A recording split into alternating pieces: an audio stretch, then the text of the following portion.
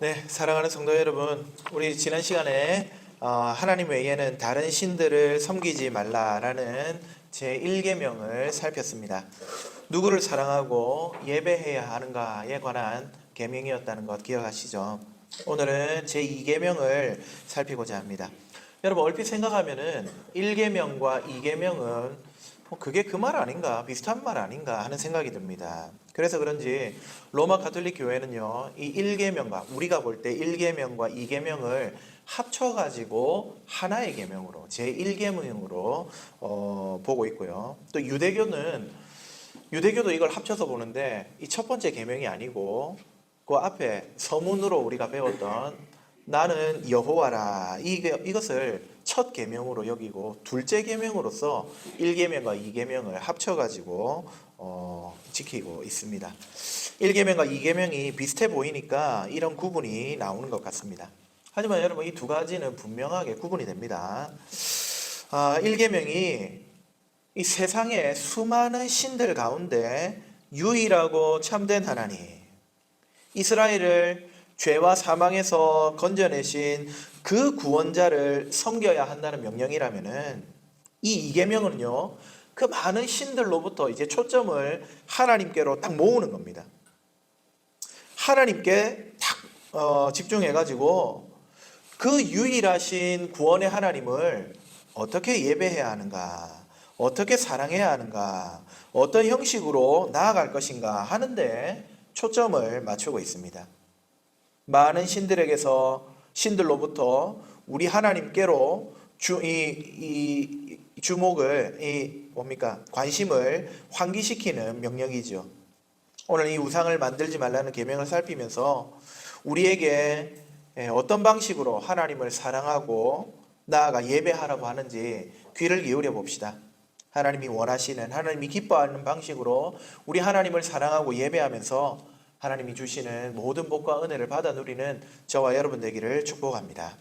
첫 번째로 하나님이 이 계명을 주신 이유는요, 하나님은 형상에 담을 수 없는 크신 분이기 때문입니다. 먼저 이 계명이 주어진 옛날 상황부터 한번 살펴봅시다. 이스라엘 백성은 이집트에서 430년간 노예 생활을 했습니다. 그때 그들이 무엇을 보고 자랐겠습니까? 살았겠습니까? 온갖 우상들이 눈앞에 펼쳐져 있었습니다. 거기서 보았던 무수한 신들은요, 하나같이 형상을 가지고 있었습니다. 태양신 라 혹은 레, 이것은 태양의 형상을 가지고 있었고요. 아피스는 황소의 모양을 하고 있었습니다. 또 호루스, 이것은 얼굴은 매의 얼굴이고 몸은 사람 몸을 하고 있었습니다. 뿐만 아니라 이들이 애굽을 나와가지고 앞으로 들어가는 가나안 땅, 고대 근동 국가들도 이 신을 돌이나 나무로 만들어서 형상에 담아가지고 숭배했습니다. 블레셋의 유명한 신 누구죠? 바알. 이 바알은 인간의 모양을 하고 있었고요. 또 다곤, 이것은 물고기 모양을 하고 있었습니다. 즉 땅 아래 물속에 있는 것들의 모양을 가지고 섬김을 받았던 것이죠. 여러분, 사람은 환경의 영향을 받기 마련입니다. 이스라엘 주변에 온통 이렇게 형상이 있는 신들 뿐이었으니까 여러분, 이 백성들 입장에서는 신이라고 하면 당연히 눈에 보이는 어떤 조각상이어야 한다고 생각하기 십상이었을 겁니다. 광야에서 금송아지를 만들어 놓고 그 금송아지를 섬겼던 이유도 여기에 있습니다. 출애굽기 32장 4절, 아론이 그들의 손에서 금고리를 받아 부어서 조각칼로 새겨 송아지 형상을 만드니 그들이 말하되 이스라엘아, 이는 너희를 애굽 땅에서 인도하여 낸 너희의 신이로다. 이스라엘이 다른 신을 섬긴 게 아닙니다. 하나님을 섬기는데 어떻게 섬긴 겁니까? 금송아지 모양으로 전락시켜 가지고 예배했던 것입니다. 그들은 신이라면 당연히 모양이 있다고 생각할 수밖에 없었던 것이죠. 하지만 성경은 분명히 말합니다. 신의 산에서 이스라엘을 만나러 오신 하나님은 백성들을 만날 때 그 어떤 형상도 그들에게 나타내지 않으셨습니다. 여러분, 신명기 4장을 보시면은 하나님께서 아무 형상 없이 임하셨다는 사실을 강조하고 있다는 사실을 알 수 있습니다. 신명기 4장 14절을 보니까 그 말소리만 듣고 형상은 보지 못하였다 말합니다. 14절에서 말하고 또 곧바로 15절에 가서는 또 이렇게 말합니다. 너희가 어떤 형상도 보지 못하였은즉 너희는 깊이 삼가라. 형상이 없으신 하나님을 강조하면서 결코 우상을 만들어 섬기지 말라고 권면하고 있는 것이죠. 맞습니다. 하나님이 이스라엘 가운데 임재하실 때 구름이 끼고 번개가 치고 천둥이 내리는 자연 현상은 있었지만 정작 하나님이 어떤 모양인지는 아무도 볼 수가 없었습니다. 여러분, 왜 이렇게 하나님은 자기를 감추시고 모양을 나타내지 않으시고 또 자기를 형상에 빗대는 걸 싫어하실까요? 우리 믿음의 선배인 존 칼빈은요, 이를 두고 이렇게 이야기했습니다. 만약 인간이 돌과 나무와 금속으로 하나님의 형상을 만들면 그 작은 상 안에 하나님을 가둬버리는 꼴이 된다 말했습니다. 맞습니다. 하나님이 얼마나 크신 분인데 그분의 거룩하심, 그분의 사랑, 그분의 심판, 그분의 주권 등등 얼마나 크고 광대한 성품이 있는데 고작 돌멩이의 송아지 형상에 하나님을 가둔단 말입니까? 하나의 형상으로는 도저히 하나님을 다 표현하거나 담아낼 수가 없습니다. 하이델베르크 요리문답의 저자인 우르시누스도 비슷한 말을 했습니다. 인간이 욕망대로 하나님을 상상해서 돌이나 금송아지를 만들면은 그것이 아무리 여호와 하나님이라고 불려도 결국은 거짓된 신일 수밖에 없다. 왜냐하면 우리가 만든 형상은 하나님의 일부만 반영하기 때문이다. 여러분, 크신 하나님을 다 반영하지 못할 뿐 아니라 인간적인 소망을 투영해서 만든 왜곡된 신을 만들어 놓고 섬길 위험이 다분하다는 것입니다. 맞습니다, 여러분. 형상이라는 건 피조물에 지나지 않습니다. 여러분, 그 형상을 만들기 위해 사용하는 재료들도 다 이 땅의 것들입니다. 피조물을 만드신 분을 어떻게 피조물로서 담아낼 수 있겠습니까? 하나님은 온 세상 만물보다 이 땅의 어떤 형상이나 우리가 보며 감탄하는 자연보다도 크고 놀라우신 하나님입니다. 하나님을 온전히 담아낼 수 있는 형상이란 세상에 존재하지 않습니다. 우리 예수님이 말씀하셨죠. 요한복음 4장 24절에 하나님은 영이시니. 맞습니다. 영이신 하나님의 그 무한함을 눈에 보이고 손에 잡히는 유한한 재료들로 표현한다는 건 어불성설입니다. 더군다나 우리 시누스의 말처럼 이 조각을 만들 때는요, 다들 자기만의 기대를 가지고 만듭니다. 여러분, 이스라엘이 왜 하필 금송아지 형상으로 하나님이라고 만든 줄 아십니까? 애굽에서 숫송아지는요, 능력과 비옥함의 상징이었습니다.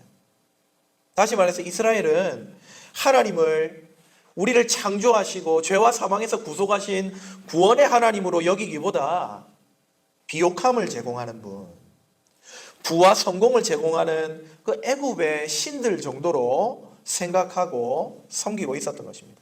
결국 그런 이스라엘의 백성의 욕망을 따라 하나님을 지정해 놓고 신을 만들어야 하는 순간이 오자 그 기대를 따라서 금송아지 우상을 만들었던 것입니다. 우상을 만들 경우 반드시 하나님에 대한 자기만의 고집과 욕망이 투영되기 마련입니다. 그런 형상은 우리 하나님을 올바르게 담아낼 수가 없지요. 하나님은 바로 이런 우리의 본성을 아시기 때문에 그 크신 하나님을 가두는 형상화, 우상을 만들어 섬기는 일을 금지하고 계신 것입니다. 사랑하는 여러분, 우리를 창조하시고 죄와 사망에서 구속하신 하나님은 형상으로 우상 따위가 다 담을 수 없는 크고 놀라운 하나님이라는 사실을 믿으시기 바랍니다. 여러분, 정말 하나님이 보고 싶습니까? 나는 그래도 하나님을 한번 봐야 되겠습니다. 하나님이 어떤 모양인지 봐야 내가 안심이 되겠습니다. 하십니까? 그렇다면 우리 구주 예수 그리스도를 생각하시기 바랍니다.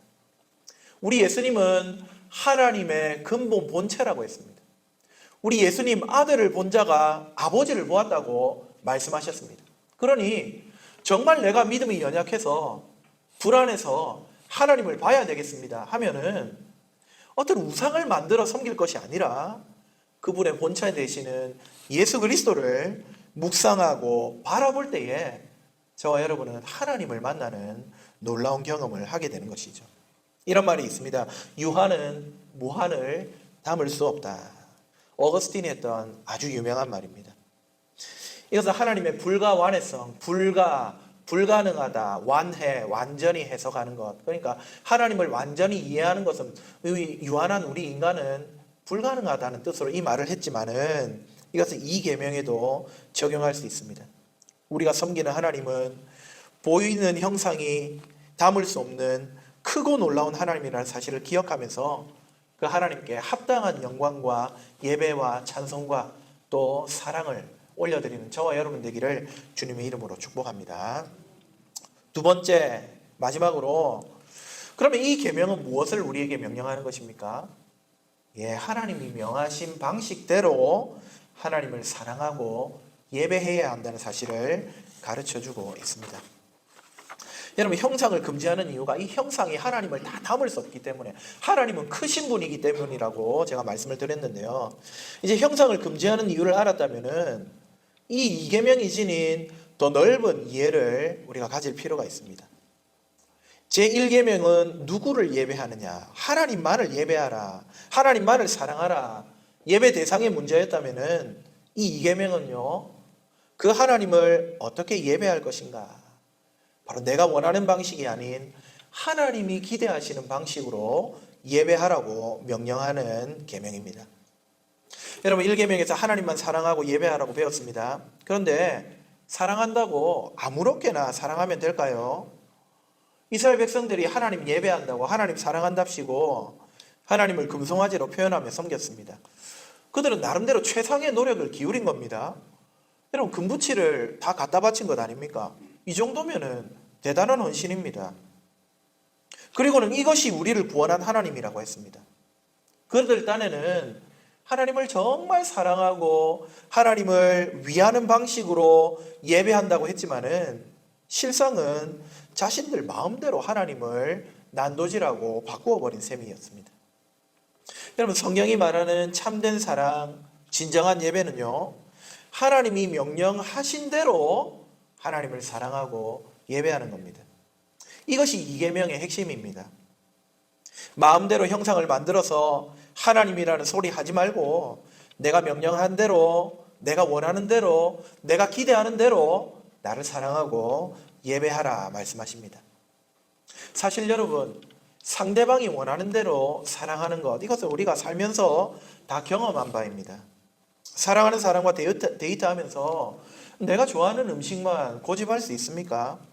여러분, 저는 돼지국밥 참 좋아합니다. 우리 부산 사람들의 소울푸드 아닙니까? 일주일에 한 번 정도는 반드시 먹어줘야 됩니다. 그런데 아멘. 그런데 제가 우리 아내랑은 지금 결혼하고 21년째 되는데 단 한 번도 돼지국밥을 먹으러 간 적이 없습니다. 너무 그런 눈빛으로 보지 마십시오. 그렇게 불쌍한 눈빛으로 안 보셔도 됩니다. 왜 그렇습니까? 제 아내는 돼지를 왜 물에 말아 먹느냐, 이런 말도 안 돼. 저는 말도 안 된다고 생각하지만 이런 이야기를 늘 하는 사람입니다. 이해하지 못합니다. 그래서 제가 사랑하는 사람의 취향을 존중하는 겁니다. 하나님 사랑하고 하나님 예배한다면 하나님의 방식, 하나님의 취향을 존중해야 마땅합니다. 우리가 원하는 시간, 우리가 원하는 형식, 우리가 기대하는 형상을 밀어붙이는 건 하나님을 향한 올바른 사랑이 아닙니다.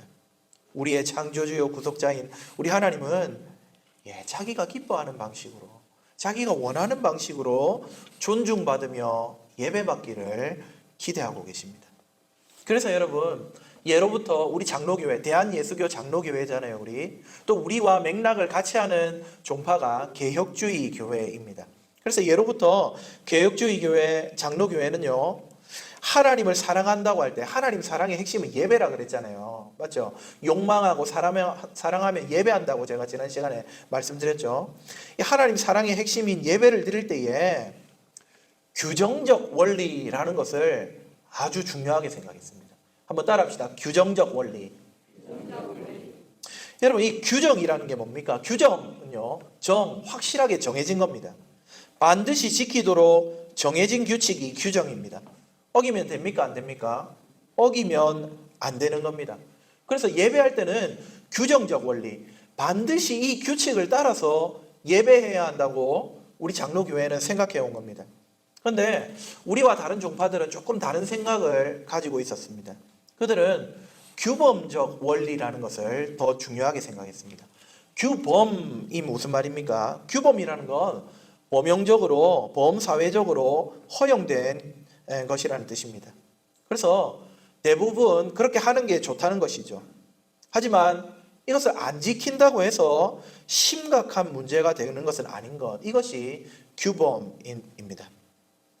그래서 그들은요, 성경이 하지 말라고 하는 것만 아니면은 예배 시간에 뭐든지 좋은 거는 좀 들고 와도 안 되나? 이렇게 생각하며 예배를 했다는 것이죠. 하지만 우리는 말씀드린 대로 규정적 원리를 따라 예배합니다. 하나님께서 명하신 것만을 규정으로 삼고 반드시 지키면서 하나님 사랑의 핵심인 예배를 올려드리는 것입니다. 여러분, 성경이 예배할 때 꼭 하라고 명령해 놓은 것들이 몇 가지가 있습니다. 여러분 생각할 때 그것이 무엇이겠습니까? 예배할 때 이건 반드시 있어야 돼 하는 건 뭐가 있습니까? 거룩한 예배 시간이라서 지금 아무도 대답을 안 하시는 겁니까? 아까 돼지국밥 나올 때는 아멘도 나왔는데. 여러분, 예배할 때 꼭 있어야 된다고 하는 것들, 설교 있잖아요, 설교. 찬송 있잖아요, 찬송. 기도 있지 않습니까? 세례 있잖아요. 성찬 있고요. 또 한 가지 교제, 이런 것들이 있습니다. 만약 이런 성경의 규정을 무시하고 자꾸만 사람들의 반응, 우리의 기호, 또 호응에 치중하다 보면은요, 예배에는 이런 요소들보다 사람들을 더 흥분시키고 만족시켜주는 다른 요소들이 들어오게 됩니다. 화려한 이미지라든지 퍼포먼스라든지 그런 것들로 예배를 채워가게 되는 것이죠. 이것은 우리식으로 예배드리면 하나님이 좋아하실 것 같다. 내가 좋으면 하나님도 좋다. 그렇게 하나님을 바꾸어 놓고 예배하는 이 우상숭배와 마찬가지인 이계명을 어기는 신성모독입니다. 금송아지 사건 때도 백성들은요, 오락적인 열광까지 곁들여가지고 그냥 송아지만 놔두고 이렇게 차분하게 예배한 게 아닙니다. 춤을 추고 노래하고 난리 났었습니다. 열광까지 곁들여가지고 스스로 만든 신상에 흥분하며 예배했습니다. 이 계명은요, 네 멋대로 만든 형상은 안 된다고 말씀하십니다. 다시 말하면 네 마음대로 만든 고안한 예배는 하나님 사랑하는 바른 방식이 아니라고 이야기하고 있는 것이죠. 그래서 우리 제8영도교회는 하나님이 명하신 방식대로 예배하려고 노력합니다. 제가 우리 교회에 와서 가장 먼저 착수했던 일이 예배의 형식을 건강하고 건전하게 손보는 일이었습니다. 왜냐하면 이것이 하나님을 사랑해야 된다. 1계명에서 명했다며 어떻게 사랑할 것인가? 이렇게 사랑해야지. 이렇게 예배하며 하나님과 만나야지. 아주 중요한 요소이기 때문이었습니다. 예배는 말씀을 듣고 듣는 자리이기 때문에 여러분 설교합니다. 하나님을 향한 찬양과 기도는 언제나 백성들의 예배에 등장하기 때문에 우리 예배에도 찬양이 많이 있습니다. 또 기도를 올려드립니다. 특별히 우리는 기도를, 우리 장로님들은 말씀이 잘 비추어질 수 있도록 조명을 위해 기도하고, 또 저는 우리 성도들이 한 주간 살아갈 때 승리할 수 있도록 목양적인 기도를 올려드립니다. 또 우상숭배적인 추위나 의식이 아니라 하나님께 드리는 마음의 노래와 간구를 올리고 있죠. 뿐만 아니라 세례와 성찬, 그럼 이거는 우리 예수님이 직접 행하라고 명하신 거룩한 일식, 오늘 제가 칼럼에도 썼지만 성례이기 때문에 사람의 손으로 만든 형상이나 다른 어떤 의식 대신에 최대한 성찬을 자주 행하고, 또 우리 때가 되면 이 세례를 행하려고 준비하고 있는 것입니다. 또한 여러분, 거룩한 백성들이 모이면은요, 거기에는 성도 간에 아름다운 사귐이 있었습니다. 그래서 우리는 예배 시간에 하나님과 나만의 시간이 아니라 우리 서로 간에 아름다운 교제가 있는 시간으로 이 예배를 만들어갈 의무가 있습니다. 그래서 여러분, 예배 시간에 헌금이 있는 겁니다. 왜 헌금합니까? 하나님께 드리는 거 맞죠? 하지만 이건 절반입니다. 헌금은 서로를 위해서, 수평적인 일을 위해서 하는 겁니다. 하나님이 돈이 어디 필요하십니까? 하나님 돈 없어도 풍성하신 분입니다. 돈은 우리가 필요합니다. 돈은 제가 필요합니다. 돈은 앉아 계신 여러분이 필요합니다. 우리를 위해서 헌금합니다. 성경에 자주 헌금 부조라는 말을 코이노니아, 즉 교제라는 말로 표현하고 있습니다. 헌금에서 가난한 지체, 연약한 지체 돕는 겁니다. 예배 시간에 왜 광고가 있습니까? 광고를 통해서 서로의 소식을 아는 겁니다. 교우 소식을 알고 교육자가 뭐 하는지 듣고 교회는 어떻게 돌아가는지 서로가 파악하는 겁니다. 우상 종교에서는 헌금할 때 어떻게 합니까? 복비로 드리죠. 잘 봐달라고 받지는 뇌물입니다. 우리의 헌금은 그런 것들과는 격이 다른 하나님이 명하신 교제의 방식입니다. 이걸로 가난하고 힘든 우리 지체들 돕고 복음 전하는 목사 세우고 선교사 보내고 지역의 사랑을 실천합니다. 그래서 예배 시간에 헌금하는 겁니다. 또 우리 예배를 보시면은 이때까지 예배에서 혹은 다른 교회에서 보기 힘든 순서들이 있습니다. 뭐죠? 초반에 하나님을 부르는 우리의 도움은 천지를 지으신 여호와의 이름에 있도다. 보툼이라고 하는 순서가 있습니다. 또 하나님의 은혜와 평강을 선포하는 하나님의 인사, 기원이 있습니다. 기원할 때 보통은 기도하지 않습니까? 목사님들이 예배 시작할 때 이 기원 순서에서는 기도하는데 저는 기도하지 않습니다. 하나님의 인사를 전합니다. 그래서 여러분 주보에 지금 너무 작은 글씨로 써 있어서 안 보이시겠지만은 기원 밑에 salutation 이렇게 써 있습니다. 말은 기원이지만 원래 기원이라는 말은 invocation이거든요. 이건 구한다는 말이고 간청한다는 말입니다. 그래서 보통의 교회들은 기원하면은 하나님 우리 예배 때 복 주십시오. 은혜 주십시오. 이 시간에 그렇게 기도를 하는데 우리는 salutation, 인사를 합니다. 누가 인사하는 거냐? 하나님이 인사하시는 겁니다. 하나님은 자기 백성들이 자기 앞에 나왔을 때 무뚝뚝한 얼굴로 계신 분이 결코 아닙니다. 복을 주시고 환하게 맞아주시는 분, 그분이 우리 하나님이시기 때문에 그게 성경에 나와 있는 예배의 모습이기 때문에 우리 예배 때도 하나님의 인사를 전하면서 시작을 하는 겁니다. 그리고 마칠 때도 축도로 끝을 맺습니다. 여러분 이거는 우리가 고안해낸 게 아니고요. 오랜 예배의 역사를 통해서 성경에서 발견한 예배의 형식들입니다. 하나님은 이런 형식으로 예배 받는 것을 기뻐하시더라는 겁니다. 예배의 시작도 하나님이 복 주시고 인사하시고 중간도 하나님의 말씀이 선포되고 예배의 마지막도 하나님 우리에게 복을 주시고 파송하시는 그런 신학을 잘 보여주는 것이죠. 우리 교회가 이렇게 주보에 나온 순서를 가지고 예배하는 이유는 제2계명 말씀을 따라서 하나님이 정하신 방식에 충실하고자 함입니다. 여러분 이 복된 예배를 사모하면서 하나님이 명하신 방식대로 하나님을 마음껏 즐거워하고 은혜 받는 우리 예배가 되기를 주님의 이름으로 축복합니다. 물론 여러분 이 예배 때 여러분 나름의 소망을 갖고 나오셔도 됩니다. 이 예배를 통해서 여러분의 육체적인 질병이 회복되기를 소망하면서 나오십시오. 이 예배를 통해서 여러분에게 주시는 우리 젊은 청년들에게 주시는 하나님의 꿈과 비전이 무엇인지 깨닫기 원하는 여러분 나름의 소망을 갖고 나와도 됩니다.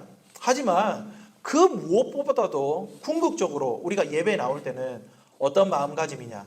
하나님이 기뻐하시는 모습으로 하나님을 예배합니다. 하나님을 높여드립니다. 하나님이 영광을 받으시고 하나님이 즐거워하시는 예배를 올려드리겠다. 그런 마음으로 나올 때 우리 하나님은 이 예배를 통해서 하나님만 기뻐하시는 것이 아니라 저와 여러분에게도 찾아오시고 기쁨과 만족을 주실 것입니다. 주일 예배만 아니라 우리의 일상의 예배도 이계명대로, 즉 우상을 멀리하고 우리가 기뻐하고 우리가 좋아하는 방식들 내려놓고 하나님이 기뻐하시는 방식으로 삶의 예배 드려야겠습니다. 우리 중에 진짜 눈에 보이게 형상 만들어가지고 이게 하나님이다 할 사람이 누가 있겠습니까? 하지만 우리 마음속은 좀 다릅니다. 우리 마음속에서는 자칫 하나님을 내 입맛대로 재단하면서 잘못 섬기는 우리를 범할 수가 있습니다. 예를 들면 하나님은 사랑이시니까 내가 뭐 무슨 짓을 해도 용서하시겠지 하면서 여전히 죄에 머무르는 모습들. 여러분 이거는 하나님 모습 아니잖아요. 그거 하나님은 사랑이시면서 동시에 공의로운 분입니다. 죄를 미워하는 분입니다. 자기 마음대로 하나님은 사랑이시다 이것만 가지고 하나님을 그렇게 정해놓고 예배하는 이거 우상숭배입니다. 또한 돈을 섬기고 명예를 좋아하고 쾌락을 섬기면서도 그것들이 하나님 나라 위해서잖아요. 하나님의 뜻이라고 멋대로 합리화해버리는 태도들, 사실은 내가 만들어낸 신을, 우상을 섬기는 이계명을 어기는 모습이라는 것이죠. 사랑하는 여러분, 저와 여러분의 예배뿐만 아니라 우리의 삶이 하나님이 기뻐하시는 방식으로 가득 채워져 가지고 진정한 예배의 삶을 살아가는 저와 여러분 되기를 주님의 이름으로 축복합니다. 거룩과 진실을 행하고 서로 사랑하는 하나님의 말씀대로, 이게 하나님이 우리의 삶의 예배에서 기뻐하시는, 기대하시는 모습 아닙니까? 그 모습대로 살아가면서 우리 하나님께 영광을 올리는 우리가 되었으면 좋겠습니다. 말씀을 맺겠습니다. 성도 여러분, 우리의 창조주요, 우리 구원자 되시는 하나님을 바르게 사랑하고 예배하는 우리 모두가 되기를 축복합니다. 무한히 크신 하나님을 내 경험, 내 욕망대로 재단하지 맙시다. 하나님이 원하시는 성경적인 예배가 될 수 있도록 우리 교회 예배를 위해 더더욱 기도하시고, 이 예배로 나올 때마다 하나님을 온전히 사랑하고 예배를 통해 영광 돌리시기 바랍니다. 나아가 우리 삶이 하나님이 명령하신 방식으로 채워져서 우리 생의 모든 순간이 진정한 예배로 드려지는, 그렇게 하나님이 명하신 방식으로 하나님을 사랑하며 예배하는 복된 저와 여러분이 다 되시기를 주님의 이름으로 축복합니다. 아멘. 우리 말씀을 기억하면서 찬송가 340장 찬송합시다.